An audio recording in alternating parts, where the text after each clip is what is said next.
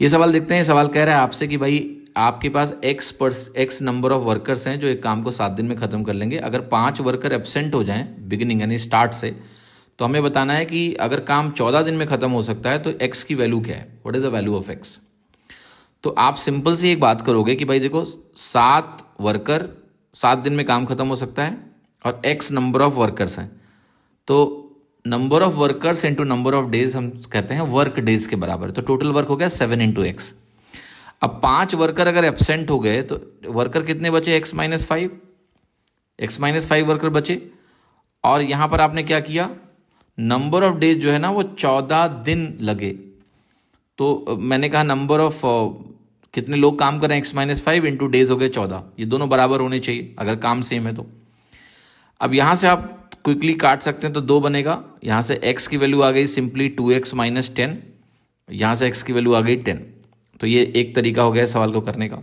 ठीक, अब मैं आता हूँ और आपको ग्रैंड मास्टर वाली थिंकिंग दिखाता हूँ। मेथड 2 पे आता हूँ, ये हमारा था मेथड 1। ठीक, देखिएगा आप मुझे एक चीज़ बताओ कि ये 7 दिन में काम खत्म हुआ, यहाँ काम 14 दिन में खत्म हुआ।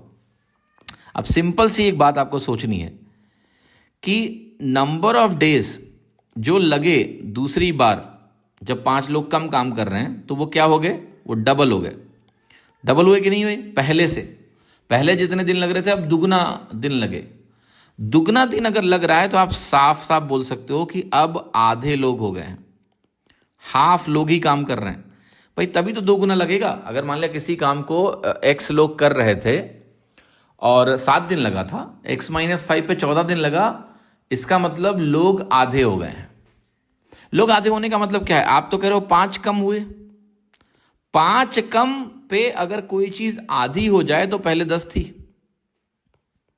तभी तो 5 कम पे आधी हो जाएगी। पहले 10 होगी तो 5 कम हुआ आधा हो गया, तभी तो नंबर ऑफ डेज डबल लगेंगे। तो आप सीधा आंसर लगा सकते हैं 10।